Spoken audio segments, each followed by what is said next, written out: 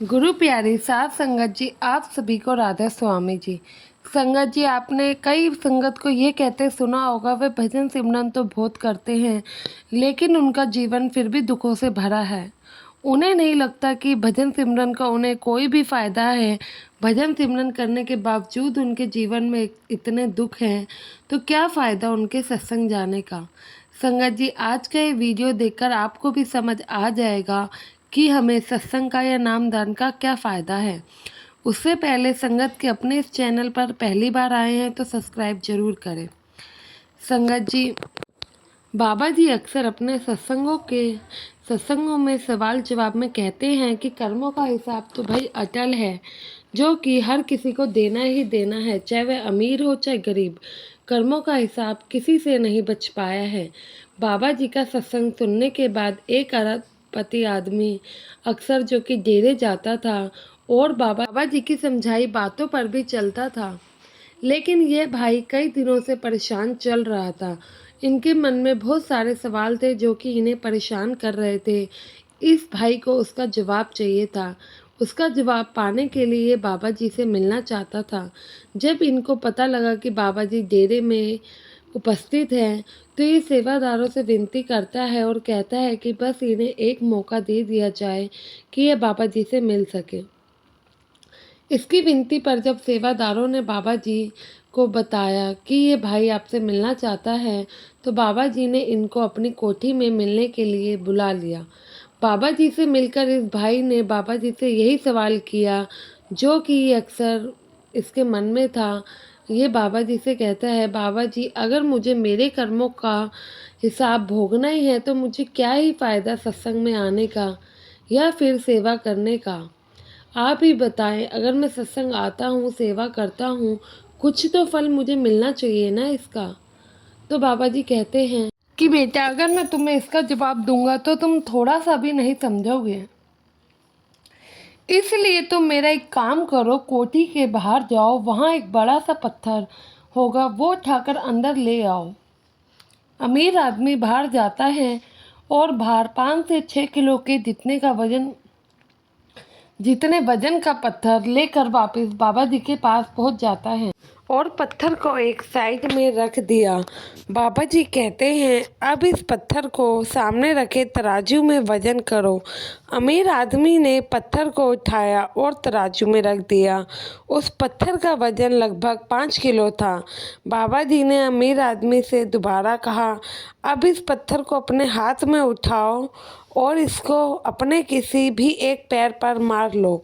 ये सुनकर अमीर आदमी डर जाता है और कहता है, बाबा जी अगर मैं ऐसा करूँगा तो मुझे चोट लग जाएगी। फिर इसके बाद बाबा जी कहते हैं कि ठीक है, तुम इस पत्थर को वापस अपनी ही जगह पर रख कर मेरे पास दोबारा से आना। अमीर आदमी बाहर जाकर पत्थर को रख देता है और फिर बाबा जी के सामने पेश होता है। इधर बाबा जी ने तराजू पर 5 किलो रुई का कट्टा चढ़ा रखा था। बाबा जी बोलते हैं, इस रुई का वजन बिल्कुल उस पत्थर के बराबर है। क्यों, सही कहा ना? तो वो कहता है, हाँ जी बाबा जी, सही कहा। तो बाबा जी कहते हैं, चलो इसकी एक गठरी बनाओ। अमीर आदमी ने 5 किलो रुई की गठरी बनाई और बाबा जी ने कहा कि अब इस गठरी को अपने किसी भी पैर पर मारो। तो अमीर आदमी ने उसी समय उस गठरी को अपने पैर पर मार दिया, लेकिन उसको जरा सी भी चोट नहीं आती है। इसके बाद बाबा जी आगे कहते हैं कि बेटा देखो, चीज़ें दोनों ही अलग हैं और वज़न तो दोनों में ही सेम है। पत्थर में भी 5 किलो वज़न था और रुई में भी 5 किलो वज़न है, लेकिन रुई से तुम्हें ज़रा सा भी नुकसान नहीं पहुंचा।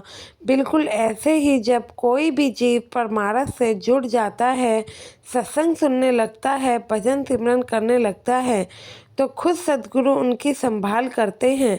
मालिक उनके कर्मों के बोझ को रुई के जितना हल्का कर देते हैं।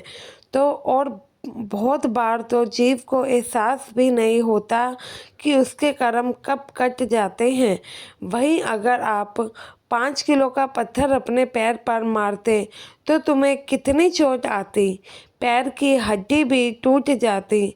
बिल्कुल ऐसे ही मालिक का कानून भी अटल है।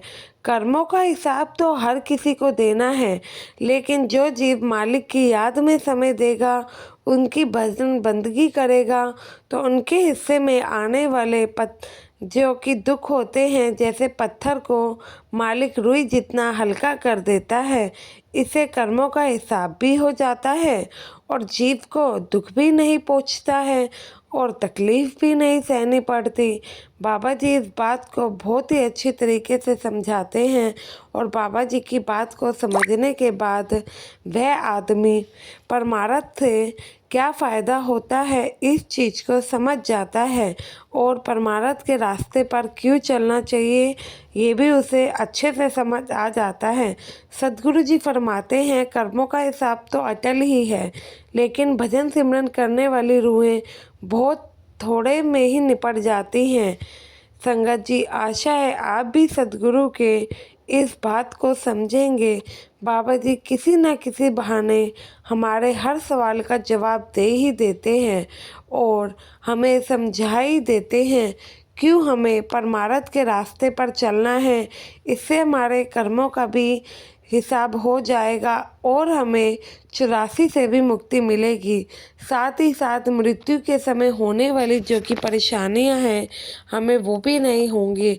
लेकिन हम फिर भी थोड़ी सी ही परेशानी आते ही अपने रास्ते से भटकने लगते हैं, भूल जाते हैं वो बातें जो कि हमें भजन सिमरन के समय याद थी कि हमें भजन सिमरन लेना है और कुछ नहीं करना है। लेकिन जैसे ही सद्गुरु हम पे भजन सिमरन की कृपा करते हैं तो हम कुछ भी याद नहीं रखते हैं और एहसान फरमोश हो जाते हैं, जो कि बिल्कुल सही नहीं है। आशा है आज की ये साखी आपके जीवन में एक नया सवेरा लाएगी और आपको भजन सिमरन के लिए प्रेरित करेगी।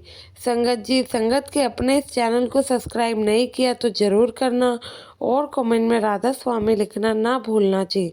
गुरु प्यारी साथ संगत जी, आप सभी को राधा स्वामी जी।